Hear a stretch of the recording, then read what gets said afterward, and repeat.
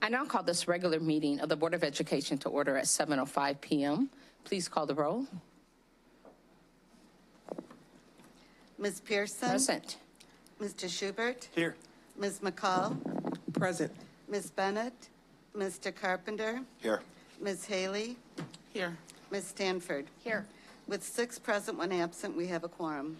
We will now take a moment of silence, followed by the Pledge of Allegiance.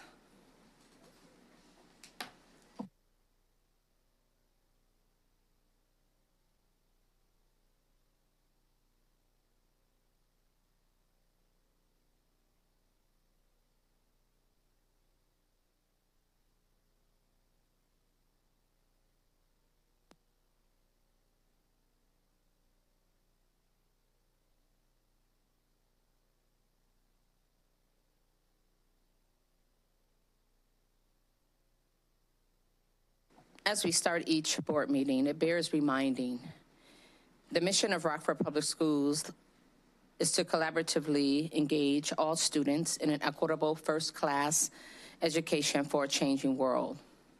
Before going any further, special thanks to Ms. Kim Pedersen and Aaron Hill, who are working behind the scenes to produce the board's broadcast via YouTube live stream and Comcast Channel 20. We will now recognize and celebrate outstanding contributions for our students and staff. Ms. Stanford, Thank you. Good evening. We're excited to recognize RPS's outstanding teachers, students, and coaches and celebrate their great achievements. As you can imagine, last month and the beginning of this month, we're very busy. Please come up when you hear your name called. We'll begin with academics. We celebrate our high school valedictorians and our salutatorians. Their dedication, perseverance, and commitment to excellence have set a shining example for all of us. From Auburn High School, Juan Lin and Rebecca Wang. Both students are in the Gifted Academy. Juan plans to attend the University of Illinois at Urbana-Champaign to study computer science. Rebecca will be attending Northwestern University in Evanston to study biological sciences and medicine. Not here. From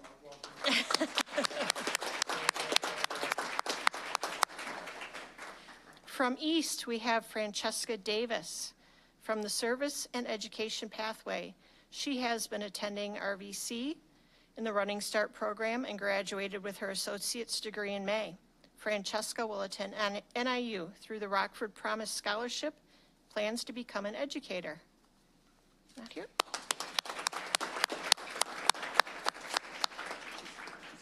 She is here? All right.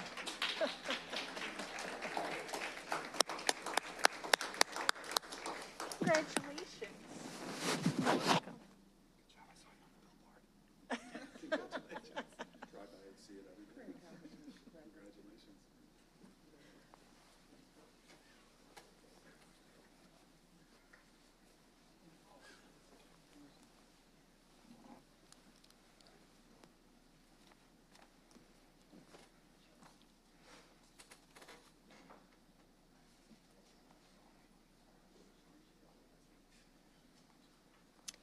And from Guilford, valedictorian is Katie Dow, Production Academy Engineering Pathway, majoring in bioengineering at Caltech. Nope. And their salutatorian is Gabrielle Durbin, a member of Running Start, majoring in computer science at UW-Milwaukee.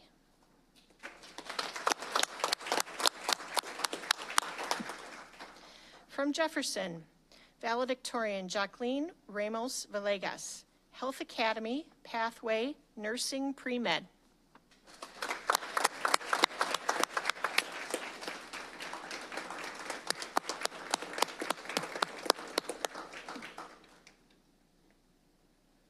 Congratulations, thanks for coming.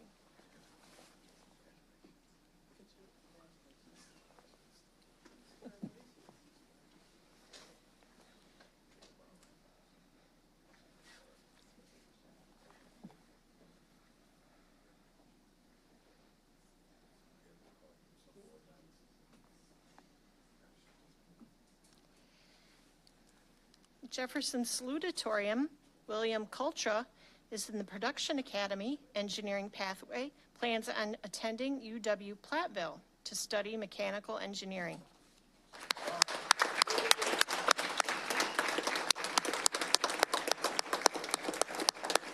Congratulations. Thanks for coming.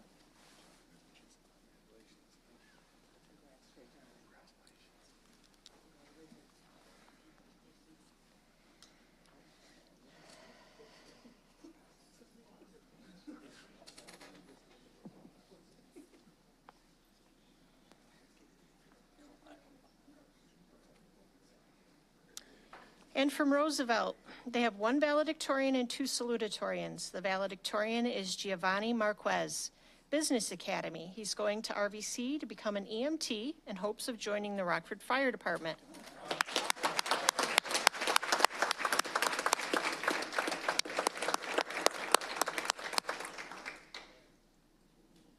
Congratulations.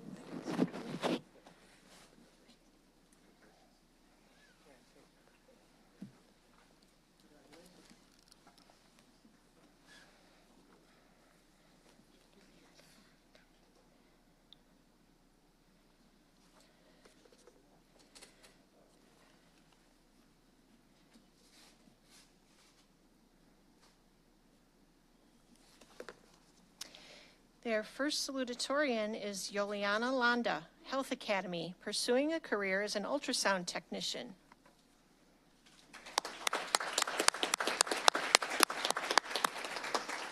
And the second salutatorian is Luca Matthews, Business Academy, going to RVC to pursue electrical engineering.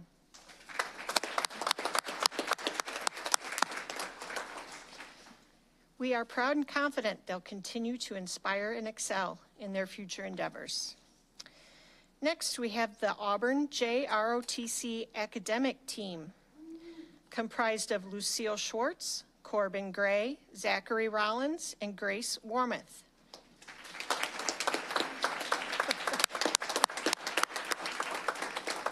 Congratulations.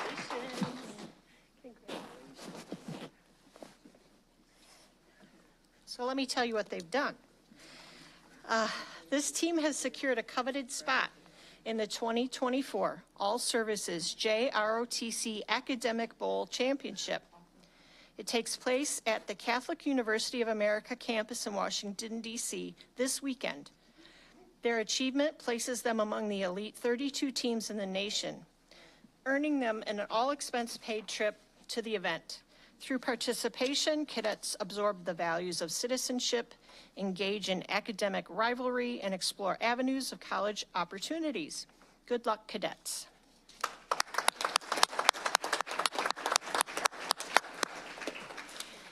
In fine arts, the IHSAE Art Connected State Art Exhibition State Student Award winners. Maya Hildebrand from Jefferson High School, Best of Show Painting Division, Best of Show Drawing Division, Senior Outstanding Scholarship Recipient, Top 20 in the State, 2024. Congratulations. Welcome.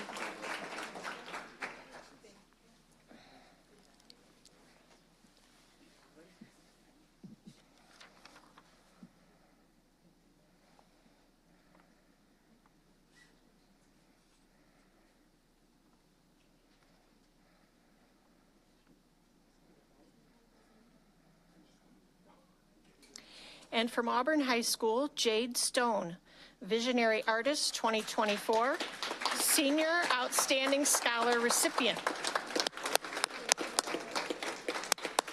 Congratulations. You're welcome.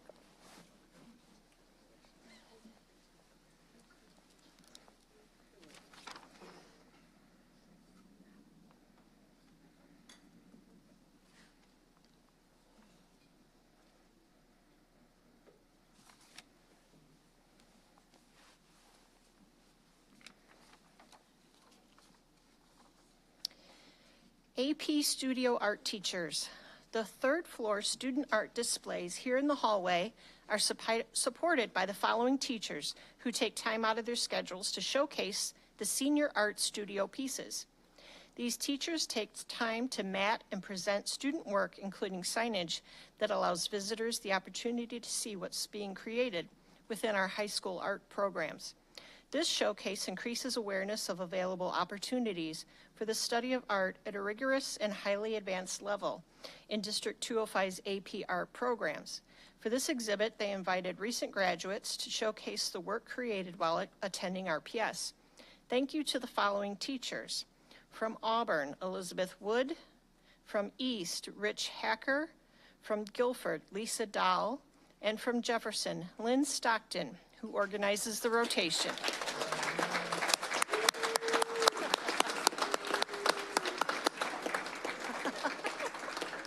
Thank you so much. My teacher friends have said, thanks for the thank you.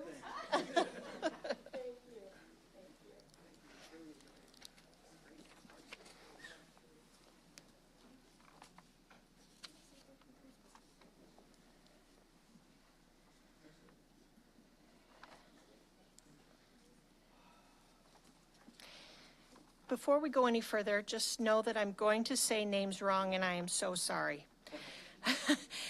Now on to athletics.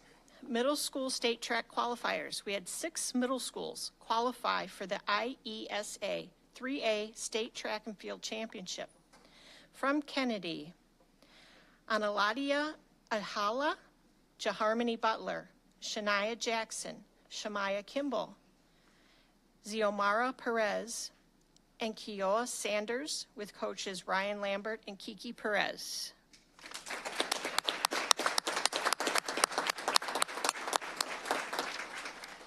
From Lincoln, Zaire Conway, Nehemiah Corey, Felix Hathari, Miles Jensen, Noah Adams, and Kieran Busa with coaches Chris Klarner and Dante Johnson.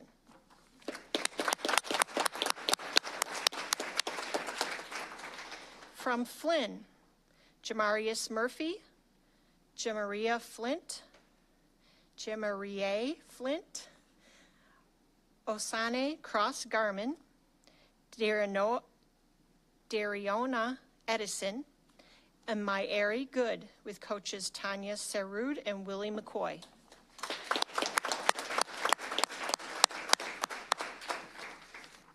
From West, Dontavian Young with coach Brian Rutan.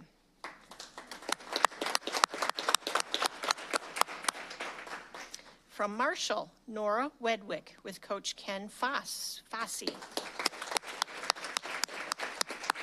And from Eisenhower, Allison Steibel, Damar Janae Thompson, Rania Clayton Davis, Micah Reynolds, Zariah Northern, and Jemiah Gilmore with coach Ben Dresser. Hi. Did I say your name wrong? I'm so sorry.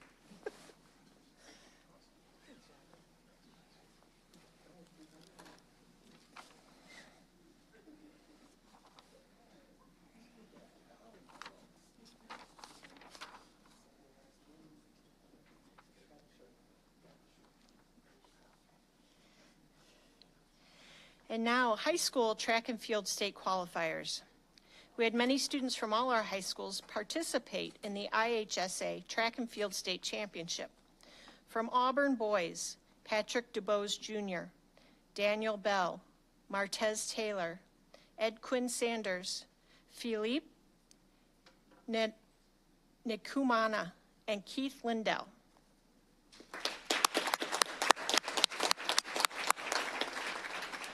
From Auburn girls, Jada Benford, Essence Horton Graves, Narya Benford, Justice Whaley, Carrington Weatherly, and Cherish Walker. Coaches, Olivia Ferguson and Naya Taylor. From Guilford boys, this is a long list.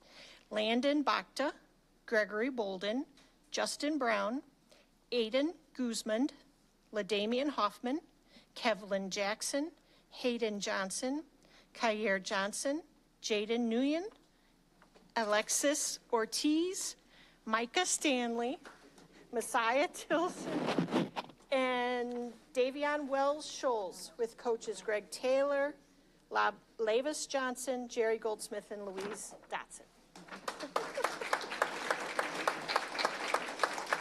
Congratulations. You're welcome.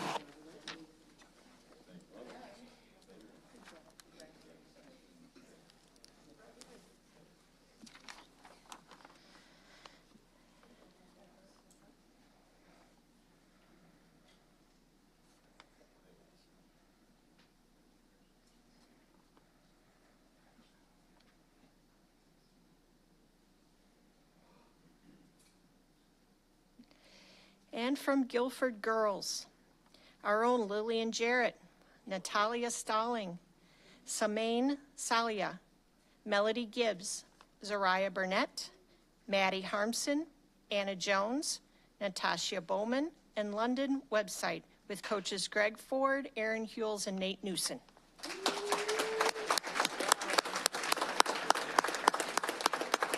Congratulations. You're welcome. Congratulations. You're welcome. Woo!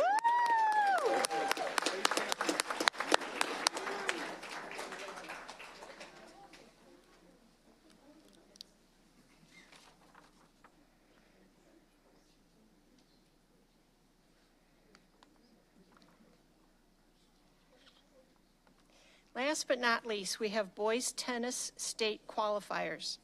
From Auburn, Austin Eltengeneral and Andre Pham with coach Tracy Palmer.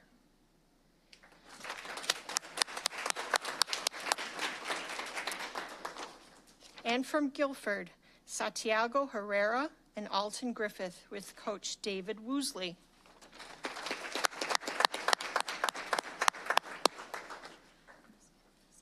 I did? Oh, so sorry. I skipped, okay, back to track and field. So sorry. I skipped Jefferson Boys. Gennardi Turner with coach Matt Davis.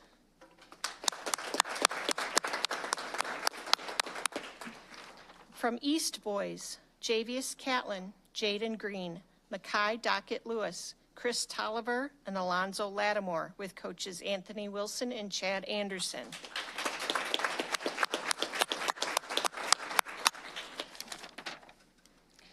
Okay, that's a lot. Congratulations again to all of our high school athletes and coaches, as well as all of our other recognitions. Thank you for coming tonight and have a wonderful summer vacation.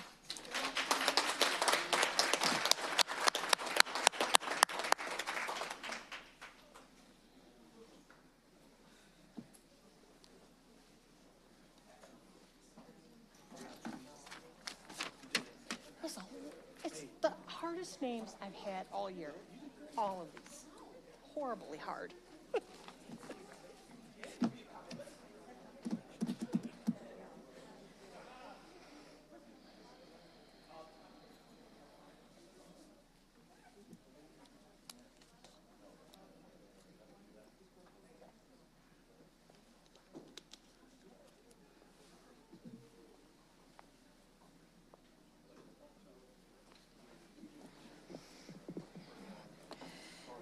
Thank you, Mrs. Stanford. Do you have anything else?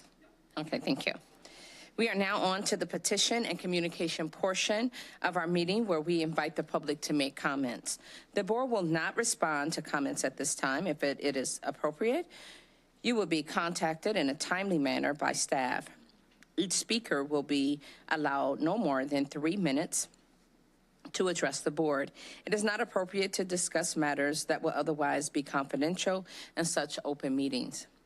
If you look to your left, you'll see 2 digital clocks. One shows the total time allotted to public comments, and one shows the total time for each speaker.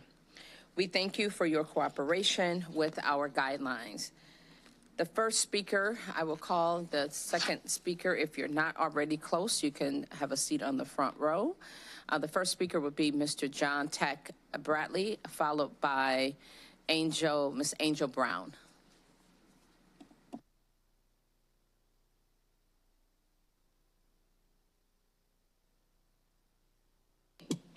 Good evening, school board members and our citizens that's watching this. I want to end the year by talking about renewal turning points, accomplishments with the Live, Learn, and Play, even though we didn't receive any funds.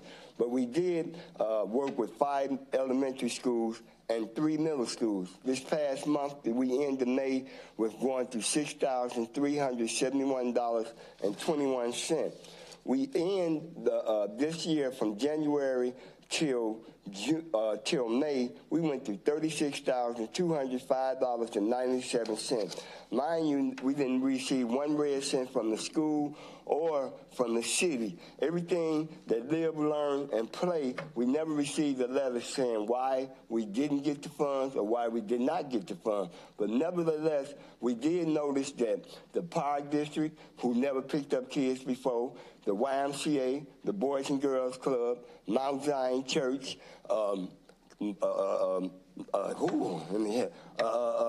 Booker Washington Center, and a couple other places will start picking up kids, which is a good thing. We got thousands of kids out there who need our services. What we asking is that they take a look at how or who qualifies for Live, Learn, and Play, and we like to know why we didn't receive any funds. But nevertheless, we still gonna always be on the front line, taking kids to school, picking them up from school, and doing the after-school program. By the way, thanks for Renewal Turning Point, played a major role in quite a few of our kids not getting suspended or expelled out of school because we was able to nip that in the bud by dealing with the parents and dealing with the school officials. I want to thank the teachers and the principals who helped me raise, we need to raise $5,000 to get the school van. We was validated by the school and the teachers giving us $500. By the end of the 3rd week, we was $1.07 short from $5,000. I'm still pinching myself from the funds coming from the teachers and the principals, from the unions. By the end of the 8th week, we have raised $8,000. Now we're in the process of teaming up with Walmart, where twice after week we're going to be going to Walmart. We didn't find out I didn't find out for 4 years that my 501c3 had relapsed. I need to raise $275 as of Thursday. Thursday, we started raising funds. We wound up raising $455 for me to get my 501c3 reinstated. So we already validated through the school, through the community, but we need to find out why we're not being validated by the school board and why we didn't receive any funds for Live, Learn, and Play. That's the question that we like answered. Thank you for allowing me to speak. Thank you, sir.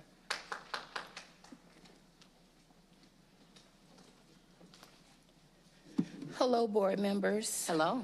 My name is Angel Brown, and I would like to know, maybe in the future, would you take in consideration changing less talk to less listen? Because I think us as a community have done a lot of talking, and I just think y'all need to do a lot of listening. You know, we want to be listened to, not heard. My son attend high school, which he's just recently been kicked out because it's a special program. He have asthma, and you can only miss a certain amount of days of school, and he went over those days.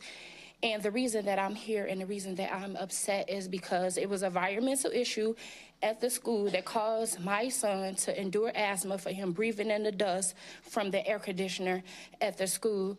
So why should my son have to be reprimanded for something that the school gave to him, affecting his learning and his health? I had a meeting with the school for a 504 plan, which my son was denied. He do have an IEP plan, but I don't know why the 504 plan was denied because they never sent me a letter in the mail. As a school nurse, as much as my son been misdiagnosed with bronchitis and upper respiratory obstruction, airway disease, or whatever it is, I had to advocate for my son, get him to Wisconsin for him to be diagnosed with asthma.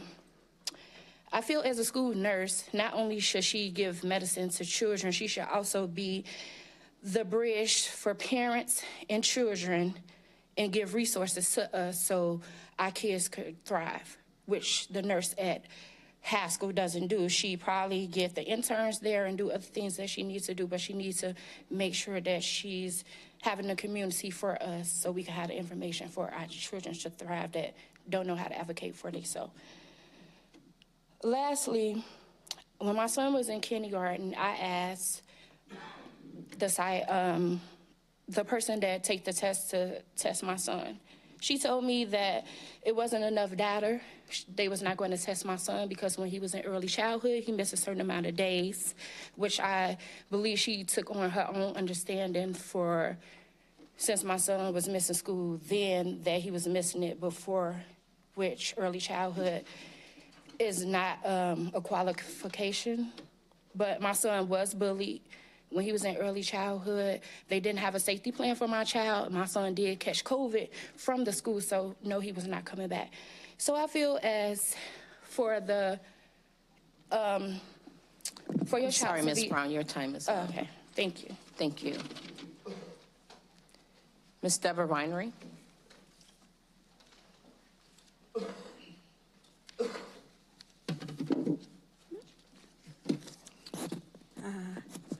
Good evening. Good evening. Name, can you hear me? Yep, okay. My name is Deborah Winery.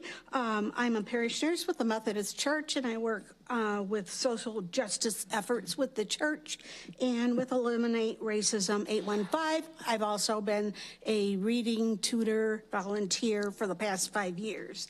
I'm speaking tonight for the Education Committee of Eliminate Racism for goal number 1, the policies and the practices for the Rockford Public Schools so that all students will be prepared for social and academic success. Goal number 1 is to increase to 20% people of color, especially African American and Hispanic, in all levels of RPS 205 administration, faculty, staff, and board members by the 2020-21 school year.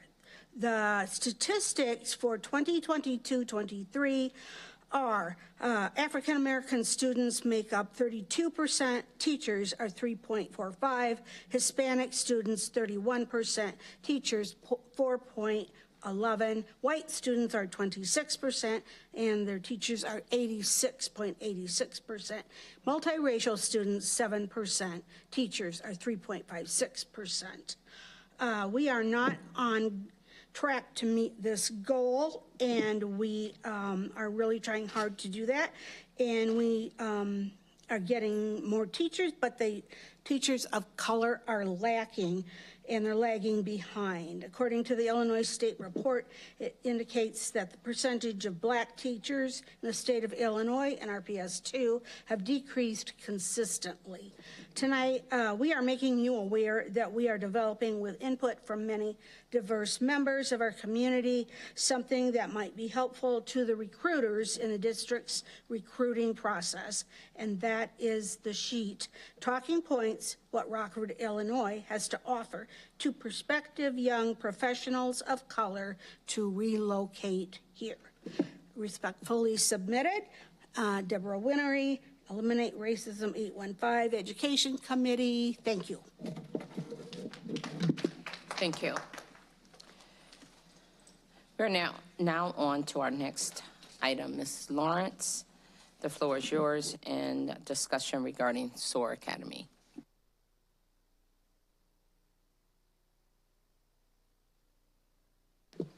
Good evening.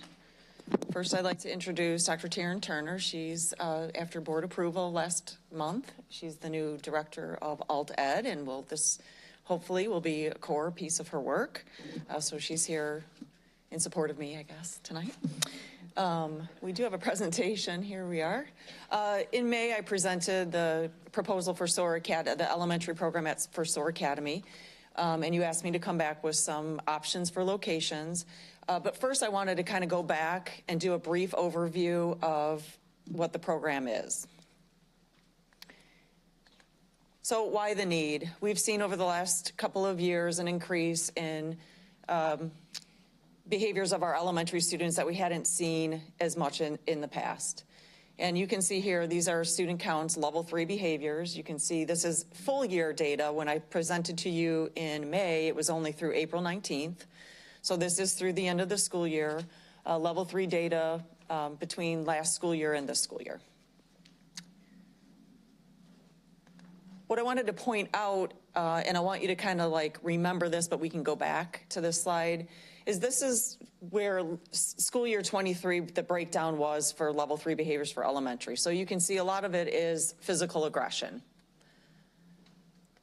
This school year, you can see pretty much the same pattern of behavior for our elementary students. When we look at level 4, our most severe behaviors, you can see a drastic increase from last year to this year, especially in our youngest learners. And you can see in those early grades where we had quite a significant increase.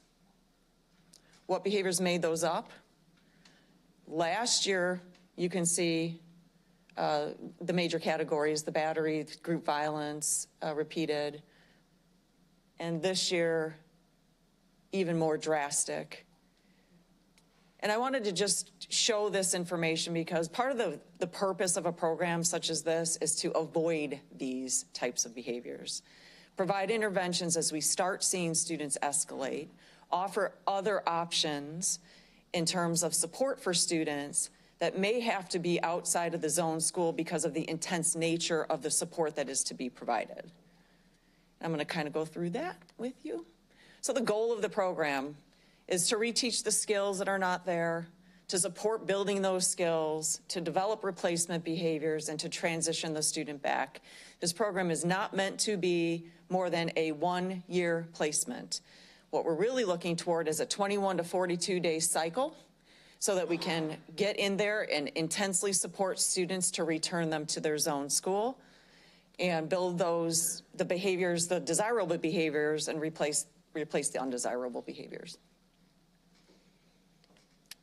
Our staffing, we're proposing 6 teachers, 6 paraprofessionals, both of those paired in each classroom, with 6 additional support staff.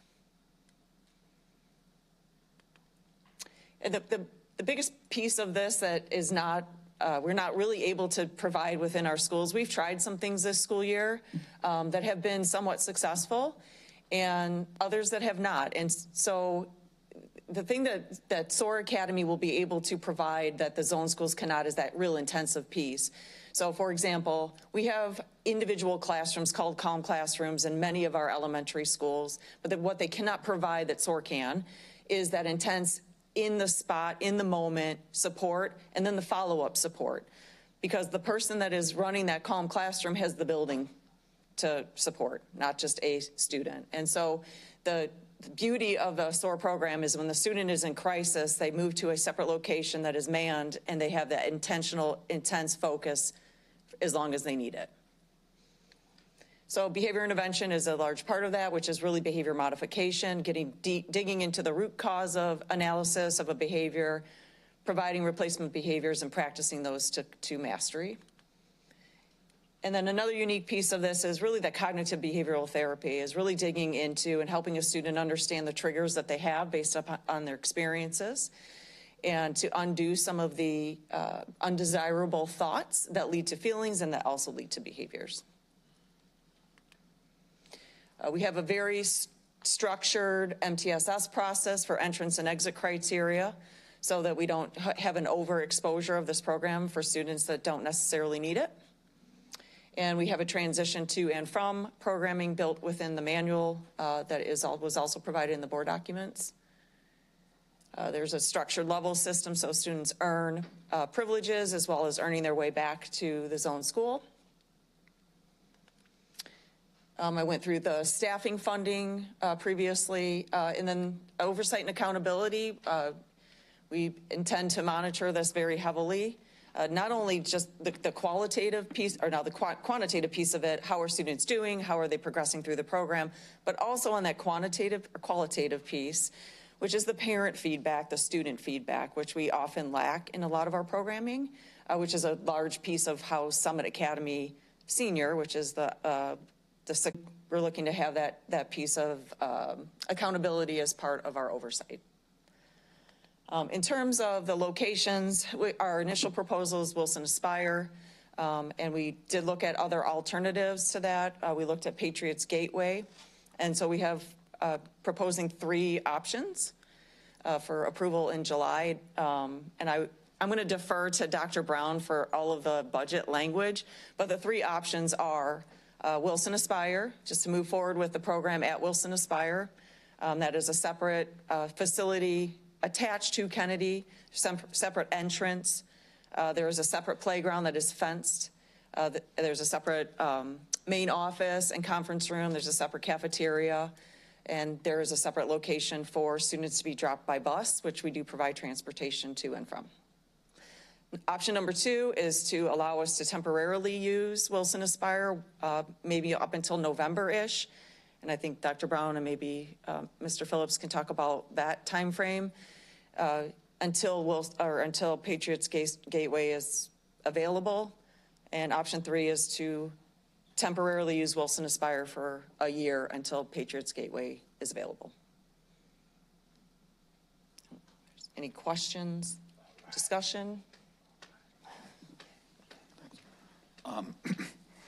Can you, excuse me, sorry, maybe you explained it before, but the slide that says entrance and exit criteria, can you go through how a student gets there? 100%.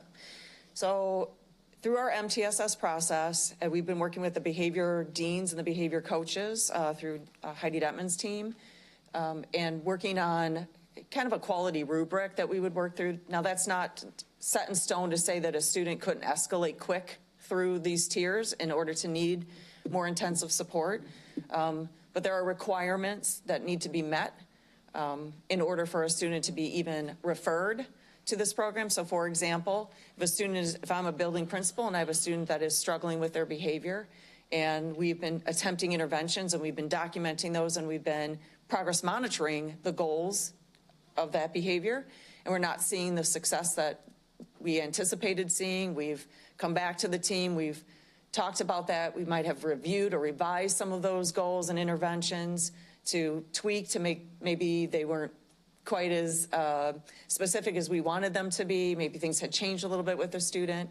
If we're still seeing the student not progress toward reaching their goals, then we would turn in a pre-referral, which would trigger the quadrant leadership, so the schools team, my team, Dr. Turner, and the behavioral coach and the dean of that quadrant to then mobilize to have an additional conversation and try to support that team as well, so that we're overturning every stone before we make such a drastic decision to remove a small child from a building. If the team determines that we've done all the things that we can and the behavior is unsafe, that we would look to prescribe the amount of time that the student would need to be at this program. And that would come from the zone school. The receiving building, which would be the SOAR program staff, would be part of that conversation, but they would either accept or deny the student. So they would be able to accept or deny. They may say, like, can we come and observe and give you guys some more other interventions that we may want to try, and that dialogue would go back and forth. But then ultimately, if the student did go, it would be a prescribed amount of time. There's early exit criteria that we've established within the program. So if a student is progressing quickly and they can learn the behaviors and they can practice those and master those quicker than the 21 to 42 days, then they would transition back to the zone school. Okay. You done? Okay. Following up that question, that was one of my questions too. On the same slide, I have several.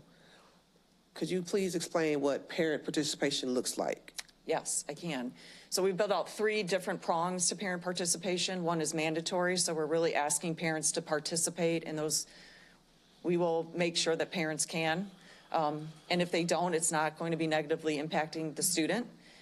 2 would be, so 1 would be mandatory as part of the program, and that would be things like how to integrate the behavior intervention into your home, how to make that a seamless transition from school to home, home to school, back to school, so that we're all talking the same language in terms of behavior modification. Number two would be voluntary. So these are options that the parent might have to learn more about working with their child. That may be literacy, that may be numeracy, and that may be behavior. And then the other part of it would be celebrations that we would do as a school that would be optional. Okay. My next question is kind of what Paul mentioned in the beginning, like how I remember programs of the past, like Fresh Start, you had to have a certain amount of infractions.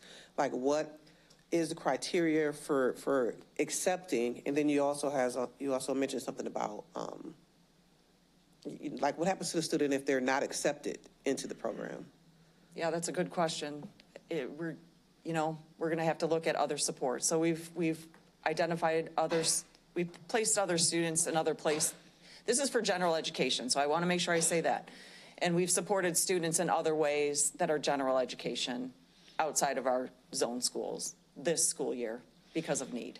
Okay, I'm just curious, like what could be a reason why, why a student would be not accepted into the program? I just want to put that out there because they can deny that acceptance. Okay. It is not often that they do. It could be that we may not have identified that there may be a potential disability, but maybe they do. And this is not for students with special education needs. And so we may safety transfer that student instead and complete an evaluation before we would complete that referral. Again, and what happens, you said you don't want them to be there longer than a year. What is the plan for students that are not able to transition out? Like, is there a limit you can stay, or is there something like, okay, we tried this one, it didn't work, now we got to try this one? I need to know what is the procedure or what you guys have in place for, like, if a student is not able to successfully transition during the timeline that you established. So sometimes that could be a referral to special education. If we're seeing consistent behavior that is not able to be corrected with intervention, that is how we evaluate for special ed. So if we're seeing, that's not our only option, but then looking at community supports and wraparound, there may be other community members that may help. We have a really strong collaboration going right now with Crusader Clinic to assist our families in getting doctor's appointments and also getting medication renewals so that they don't run out of medication. So we've got that at one school going right now. So those are two things I can think of right off the top of my head that we could use. And if you go to, I'm wrapping up. If you go to slide 10. Oh, sure. Is this back forward? Which is 10. The staffing slide. I'm sorry. I thought you could I don't know a number. Okay, so this is the model that we're going to projected to use, right? Mm-hmm. So what happens? That's not a lot of students, right? No. So what happens to the students that need to benefit from this program in the meantime until there's a seat open? What's the plan for that? So I've run a lot of data. I've done a lot of number crunching, and this is the right number. We had about 119 students, that's including students with special education, that had a suspension out of school this school year in elementary.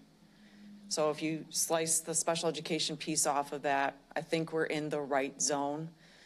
Obviously, as we continue to, if this is approved, as we continue to monitor this, is this working? Is this, all of those questions are going to be part of the conversations that we're having on a regular basis.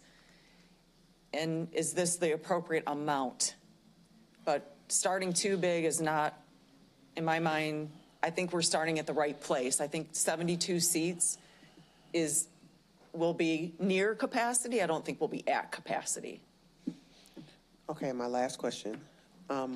Could you tell me what this structure would look like inside of Patriots Gateway? Like, is it going to be still, is Patriots Gateway going to cease being a community center during this time, or is it still going to have their other programs going on? Like, I need to know what it would look like if it was at Patriots.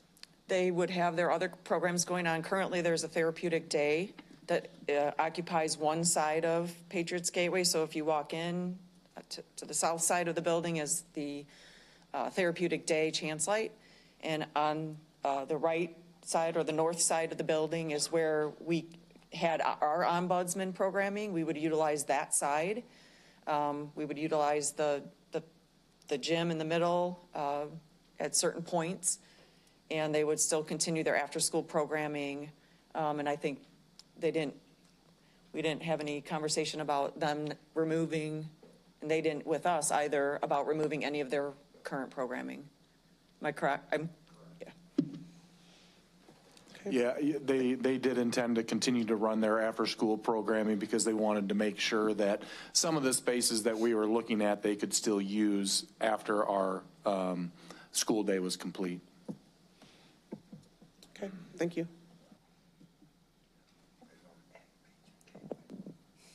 I was also going to ask, so if the students are referred there, is there board involvement, EIA or anything, or not? No, we're trying to avoid that. Thank you. Yes, we're trying to support students without having to utilize exclusionary discipline. All right, thank you. And I guess my other question Tiana asked. Thank you. Okay. Anyone else have any questions? Okay, so I had asked for just some information randomly over a period of 5 years related to expulsion in EIAs, and there was a total of that combination of 131, correct? I don't have that in front of me at the moment. Well, that's what's on here. Sure, then yes, that is Okay. correct. So then there must be some anticipation of fulfilling the seats at the SOAR Academy. Mm-hmm. Okay, and Mrs. McCall spoke on in regards to the entry. And based on the manual, Mm-hmm. it's kind of difficult to wrap around even the remote possibility of them not being accepted. So for the sake of public understanding, how would you define if you were speaking to someone with a 3rd or 5th grade education to understand the most vulnerable population? Can you ask that again? Sure. So how would you explain the term vulnerable, most vulnerable population to someone with a 3rd to 5th grade education? You know, I think I would just speak to their child and maybe the behaviors that their child is exhibiting and how behaviors are formed and how they become habitual and how you can undo behavior with very specific tactics. I wouldn't know if I'd use the word tactic, but I would just continue to ask them questions and clarify and make sure that they understood how behavior is formed and how you can change it so that it's, you know, I think, and I've spoken to a lot of parents about their child's behavior. I was an ED teacher for my teaching career. And helping them understand what the root cause of certain behaviors are is enlightening, because you see the behavior and you're trying to de-escalate it and fix it. But if you're not getting down to the root cause, it's never going to change. And sometimes the root cause is shocking. It could be something as simple as the student just doesn't feel good about themselves, which you may think your child has a positive outlook on their life, but they don't, right? So there's just really getting down to the root cause of that with their child and really help and listening, because nobody knows their parent or their child better than their parent, listening to what they have to say, because that helps us more than any observation that we can do for a child. So really just that back and forth conversation of helping them understand what we're trying to do, how we're trying to do that, involving them in the process and making sure their voice is heard, and part of these intervention plans, which is required at Tier 3 in MTSS. Parents are required to be part of the intervention plan, and moving on from there. Okay, thank you. And just for the purpose of stating, I don't know that there's any question on whether we should have the SOAR Academy, right? We did raise questions about its location and some concerns there. So I don't know that any board member is necessarily against the SOAR Academy, but of course the location. So let's talk a little bit more about transportation. So we know that there's no secret we've had our challenges with transportation, and we have planned and had a pretty solid plan for transportation, and there was some hiccups with transportation. So are we really sure that we will be able to provide adequate transportation to the most vulnerable? Mike, I don't know if you want to jump in. Yeah, I feel, in talking with Mr. Slife, the Executive Director of Transportation, and Sunrise, who would be transporting these students, that they have adequate personnel to be able to support us in this venture. I also want to say that SOAR Academy has 2 large vehicles that they utilize to pick up students when they don't have transportation. Okay, thank you. Now, at the last meeting, there was a pretty large group of SOAR employees here, and it was my understanding, so the regional office are providing the bodies, but we have to pay, and is that with benefits included? Yes. So the benefits are factored in to the fund total? Correct. Thank you. That's a total cost. Okay, and one of the options, and it was a very valid point, it was mentioned about the cost in terms of utilizing Gateway. And it was pretty significant, and it talked about some needs that Gateway had. So if Gateway is already in operation, was there any discussion on negotiating that total cost? So the Illinois State Board of Education requires us, this doesn't necessarily have to do anything with Patriots Gateway as much as it does with what ISB requires us to do. So any owned or leased space, we're required to complete an annual life safety audit. And those annual life safety audits are completed by the Regional Office of Education, along with our local fire department and a group from RPS 205, which would include our life safety manager. We're also required to complete a decennial life safety survey. That requires us to hire an outside architect to review the building and any safety concerns outside, above and beyond what would typically be identified during an annual life safety. That can range in timeframes of a priority A, which needs to be addressed within a year period, to something that they would also identify as a priority B, which we have 5 years to address. So while Patriots Gateway is functioning right now, they are not required at this point to hold to ISB regulations unless we lease the space. Okay, thank you very much. I appreciate that. So it's been some time since we've used Wilson Inspire, correct? It's probably been 2 years, I believe, correct? Okay, so then that's covered in regards to the safety audit? It is, yes. Okay, thank you. Okay, Mrs. Lawrence, you mentioned more than once, well, no, let me back up to the parent participation. Mm-hmm. So what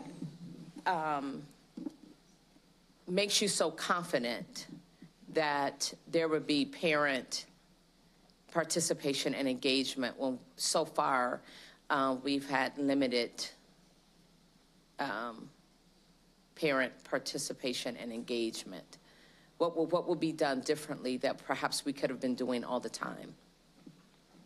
I can tell you based on my experience working with the elementary principals and how parents are responding to interventions and the support that we're offering, including our collaboration with Crusader Clinic, just across the board there. I really don't have concerns about our parents wanting to help support their child. They are showing up to meetings. Okay. Our elementary parents are all in, so helping support their student. Very good. Thank you. And there was one other. So every elementary school in the school district will have access to SOAR Academy. Correct. And it doesn't matter what your address is. Correct. And transportation will be provided either by RPS 205 or SOAR Academy. Correct. Okay. And those, I just also wanted, the referrals are pending approval from the student services and from Dr. Turner. So we have a progression of approvals along the way to just ensure that we're not overplacing students or underplacing students, so that we're not, or I should say, under-supporting or over-supporting students. Okay, thank you very much. So that's all that I have one more question. I'm sorry. Sure. I'm sorry, one more question just popped up. If you return to slide school year 24, level 4, Yep. and you saw the increase in the repeated level 3 and then the staff battery, I guess my question is not just for you, for whoever can answer it.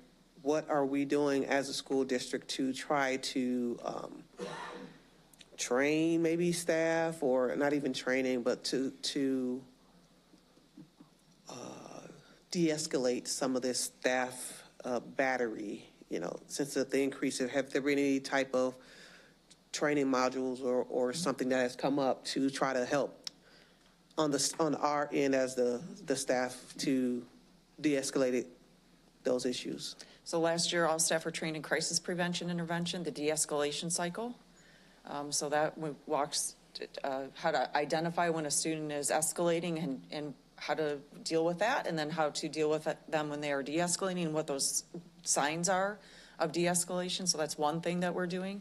Some of our elementary schools have had integrated CHAMPS, which is, kind of a positive behavior system that they're using, and it's just common language across the building for staff and students, so that there's, no misconception, or there's a common understanding of rules and expectations, and, students all know how to behave, and staff know how to deal with some of those undesirable behaviors.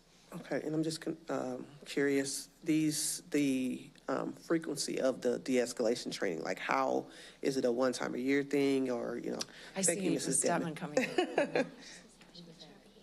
Oh, yeah, I forgot a very large thing that we implemented this last year is our behavior coaches and our deans are for behavior across our quadrants.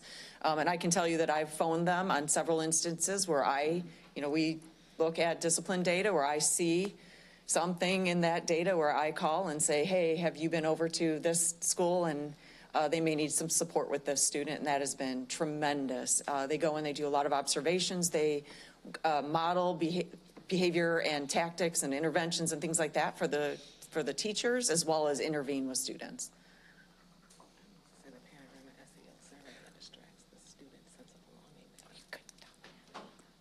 I also wanted to add that we administer the Panorama SEL survey to students 3 times a year, and we extract their data about their experience in school as a student. Do they have an adult that they can go to trust? Looking at that data is very telling in terms of how our students are experiencing their school year. And then as building principals, we are I'm transitioning roles, so I still speak as a principal because that's been my life for 10 years. But principals are tasked with developing an action plan, and they're building around what they're going to do in response to the student sense of belonging data. Okay, thank you.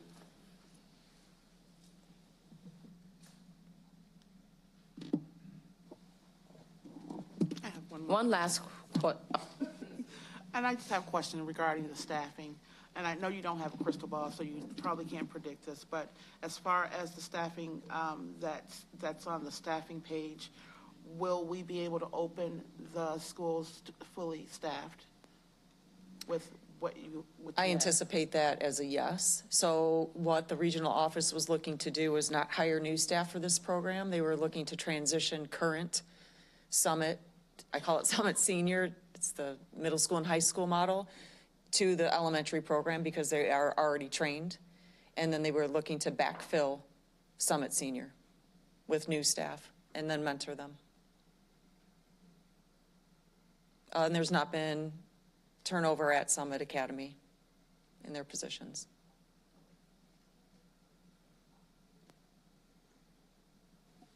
Anyone else? I believe that is it in regards to discussion, unless someone else have any. Mr.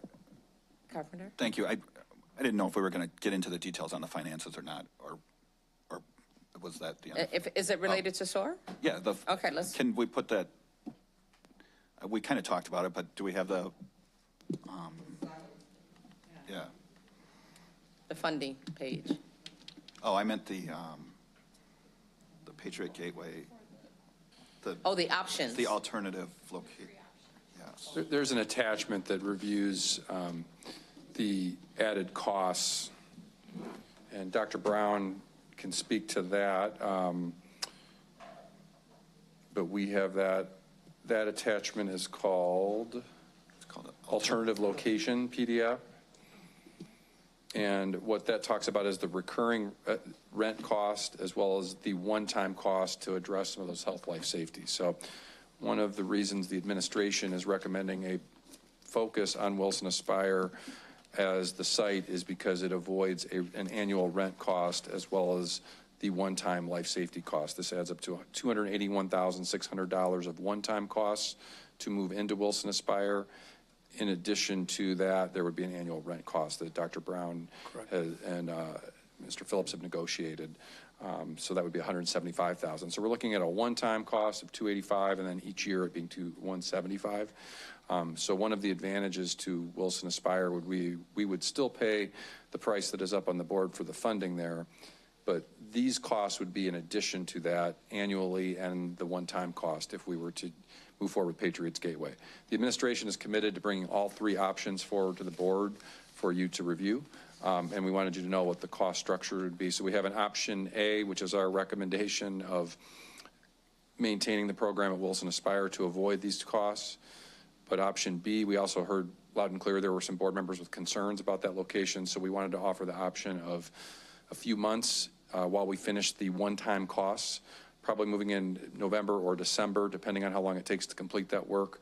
And then a third option would be so we can do that work over a longer period of time, and the students and staff wouldn't have to transition in the year, having 1 year at Wilson Aspire. So we wanted the board to have all the information about the costs and as well as choices, and we will bring forward our recommendation next month, but certainly be prepared to implement any one of those three options if need be.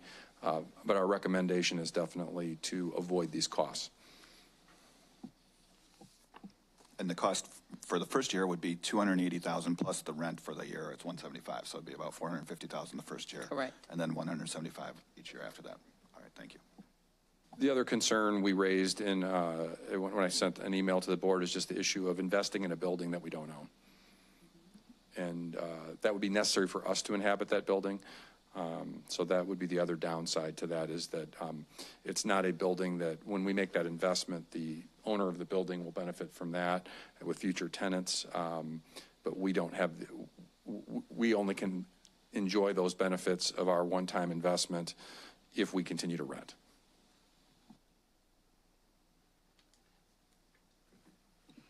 Anyone else? So this will be on the agenda in July. And if board members can take a look at the options and email Superintendent Jarrett and carbon copy me with your thoughts on each option, then we can kind of know exactly what to do on the agenda. Okay, thank you very much, Dr. Turner and Mrs. Lawrence. We appreciate you. Thank you.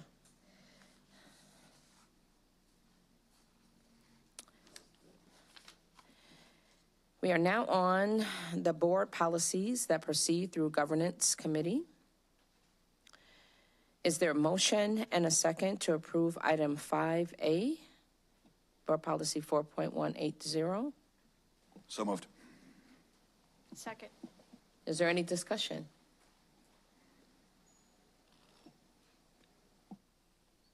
Okay, thank you. We are now on to the, yeah, please call the roll. Ms. Pearson? Yes. Mr. Schubert? Yes. Ms. McCall? Yes. Mr. Carpenter? Yes. Ms. Haley? Yes. Ms. Stanford? Yes. The motion passes with 6 yeses, 1 absent. Thank you. We are now on the consent portion of our meeting. May I have a motion and a second to approve the items listed in section 6, Performing and Monitoring Committee? So moved. Second. Are there any consent items in section 6 that board members wish to have pulled for separate consideration? If not, please call the roll. Mr. Schubert? Yes. Ms. McCall? Yes. Mr. Carpenter? Yes. Ms. Haley? Yes. Ms. Stanford? Yes. Ms. Pearson? Yes. The motion passes with 6 yeses, 1 absent. May I have a motion and a second to approve the items in section 7, Planning and Development Committee? So moved. Second. Are there any consent items board members wish to have pulled for separate consideration? Please call the roll. Ms. McCall? Yes. Mr. Carpenter? Yes. Ms. Haley? Yes. Ms. Stanford? Yes. Ms. Pearson? Yes. Mr. Schubert? Yes. The motion passes with 6 yeses, 1 absent. May I have a motion and a second to approve the items listed in section 8, Governance Committee? So moved. Second. Are there any consent items in section 8 the board members wish to have pulled for separate consideration? Please call the roll. Mr. Carpenter? Yes. Ms. Haley? Yes. Ms. Stanford? Yes. Ms. Pearson? Yes. Mr. Schubert? Yes. Ms. McCall? Yes. The motion passes with 6 yeses, 1 absent. We are now on to the closed session consent agenda, including workers' compensation settlement, appointment of Brianna Davis as 10-month elementary dean assigned to Froberg, appointment of Mitchell Wilson as 10-month elementary dean assigned to Constance Lane, appointment of Karina Valdez as 10-month elementary dean assigned to Johnson Elementary School, appointment of Brianne Bennett as 10-month elementary dean assigned to Cherry Valley Elementary School, appointment of Bradley Smith as 12-month elementary principal assigned to International Baccalaureate Conklin, appointment of Tateria Bivens as 12-month middle school principal assigned to West, appointment of John Schmelzer as 12-month high school principal assigned to Roosevelt, appointment of Megan Green as 12-month high school principal over Gifted and Kappa assigned to Auburn, appointment of Mara Johanna Poncio Jordan as 12-month executive director of bilingual assigned to administration building, salary adjustment for director of student services, discipline, and compliance, salary adjustment for non-bargaining employees, HR organizational report. May I have a motion and a second to approve the items in section 9? So moved. Second. Are there any closed session consent items that board members wish to have pulled for separate consideration? Please call the roll. Ms. Haley? Yes. Ms. Stanford? Ms. Pearson? Yes. Mr. Schubert? Yes. Ms. McCall? Yes. Mr. Carpenter? Yes. The motion passes with 6 yeses, 1 absent. We are now on student discipline. B0035X24, H0119X24, and P023X2X24 are expelled for the entire 2024-25 school year. P0219X24 will be offered an expulsion and advance agreement for the entire 24-25 school year. The out-of-school suspension for B0034A24 and P0213A24 are affirmed. May I have a motion and a second to approve the items in Section 10, Student Expulsion and Suspension Appeals? So moved. Second. Are there any items the board members wish to have pulled for separate consideration? Please call the roll. Ms. Stanford? Yes. Ms. Pearson? Yes. Mr. Schubert? Yes. Ms. McCall? Yes. Mr. Carpenter? Yes. Ms. Haley? Yes. The motion passes with 6 yeses, 1 absent. We are now on student discipline EIAs. May I have a motion and a second to approve the item in Section 11, student EIAs? So moved. Second. Are there any EIAs that board members wish to have pulled for separate consideration? Please call the roll. Ms. Pearson? Yes. Mr. Schubert? Yes. Ms. McCall? Yes. Mr. Carpenter? Yes. Ms. Haley? Yes. Ms. Stanford? Yes. The motion passes with 6 yeses, 1 absent. Thank you. The next on the agenda item is the superintendent's report. Dr. Jarrett, it's all yours. Well, unfortunately, we do not have any SSAC representation. That's always the most enjoyable report I give. We love hearing from our students, but we are in the process of picking a new group. But I do want to take the moment to grab the microphone and offer congratulations and a thank you to Matt Zedeker, our Chief Human Resources Officer. Many of us know Matt in his most recent role as the Chief Human Resources Officer, but Matt has also served as a teacher, a football coach, an assistant principal, a principal, an ED of schools, and all kinds of other roles in between. And it is my gratitude as a teammate, a friend, and his boss to wish him well as he heads on to Yorkville to be the superintendent of the Yorkville School District. Matt, your contributions are acknowledged and recognized and greatly appreciated by me, our team, thousands of faculty and staff across the district. And on behalf of all of them and the many, many students you've impacted over the years, a sincere thank you. You will be missed, and we will be honored to stay in contact with you as you do great work in your new district. And we're grateful to still have Matt and his family in our community moving forward. So Matt, thank you and congratulations, and many, many happy years ahead for you in your new position. We will be rooting for your success. Thank you, Matt.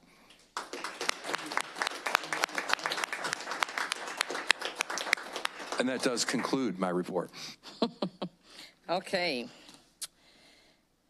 The next item on the agenda provides the opportunity for board members' discussion. Are there any board members' comments, action steps, other business, new business, or agenda recommendations, or any other matters to discuss? Okay, so real quick, I just think that it is worth noting, we had a very detailed board retreat that covered the master's facility plan. So thank those who worked to put all that information together. It was much of it that is still being reviewed. So that means that there was a lot of effort put into it. So thank you for your work. I would add that I think that there was some information that I've reviewed so far was worth noting, and I'm sure that it was discussed at the community meetings.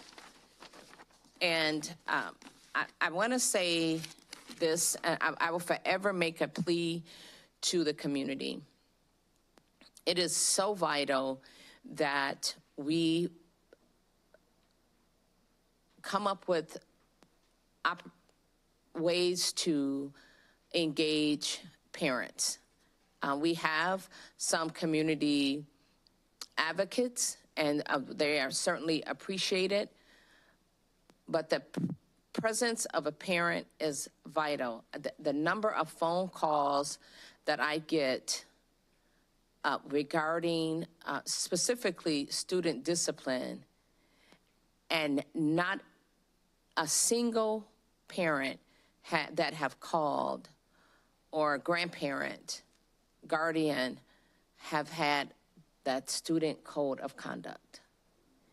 And I can't stress enough how important that is. So some advocates would say they don't understand it. And that's when you reach out. Or the same advocates that we have present help parents understand. If you have the parent's ear, take advantage of that and make sure that they understand the student code of conduct, and then meet us halfway. But what I cannot do is prepare for board meetings, try to attend every community meeting that I'm invited to, when I look out and I see 3 people in the audience. So please meet us halfway, and whatever influence you have in the community for parent engagement, take advantage of that, because we need parents' presence. And I can't stress that enough. That is absolutely vital. And as we deal with the most vulnerable, it is worth noting that Kennedy Middle School should have been a part of the facilities master plan. And I appreciate the letters of support that I received, and I think that we should continue to take a look at the master's facility plan to make sure that it is both equitable and promising to schools that have been mentioned. That's all I have for comments. Anyone else? If not, I just want to make a comment. Kennedy was included in the facilities master plan. All of the schools were included. So I just don't want it to seem like we were leaving a school out of the facilities master plan. If you wanted to say something, maybe more in-depth look at the building as a whole, but it was included in the master plan. Just want to make that clarification. Absolutely. Thank you, Vice President McCall. So let me add this note. So the same information that was discussed, so Kennedy was definitely discussed, right? But the options for the master's facility plan that was presented, is Kennedy in it? Yes, it is. Okay, so the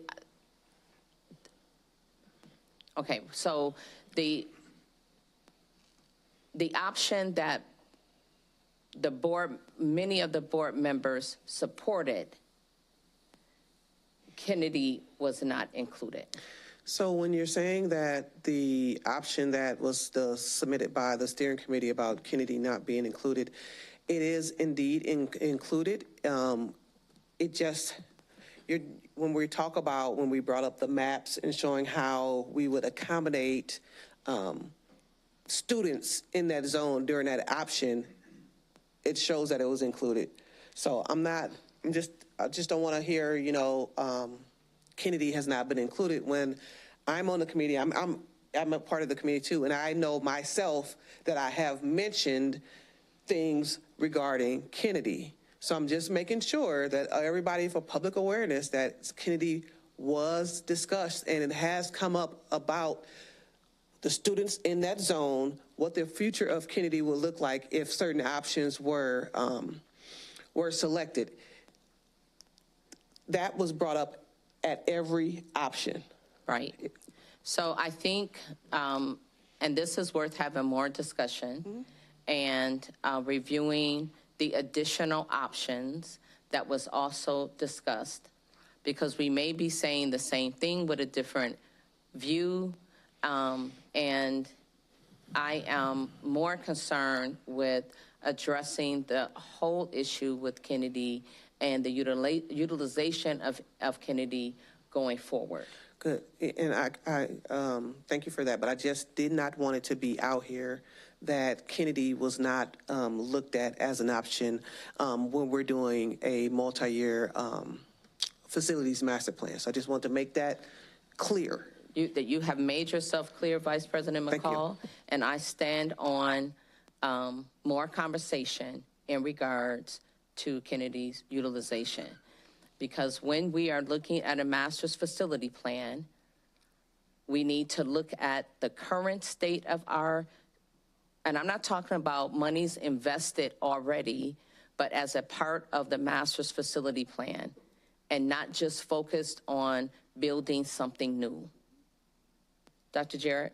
I was just going to say, to ensure that there's clarity with the community before the board takes action, we have committed to ensure that the board has a school-by-school breakdown of the investment in each school. And I can assure you, Board President Pearson, that there will be investment in Kennedy along with all of our schools. Mr. Phillips and the team will provide what has been invested historically, what was invested during ARP-ESSER, and also what we plan to invest. And I think it's extremely important that this conversation, when the board makes your final decision on recommending that in July, that the community will be able to see that you have looked on a school-by-school basis about that investment. And I am confident that that will show significant investment in the Kennedy campus. I do agree that we will provide whatever information the board requests to make sure you can have the conversations you need to have between now and July. So thank you. You're welcome. Anyone else? I'll take a motion in a second to adjourn. So moved. Second.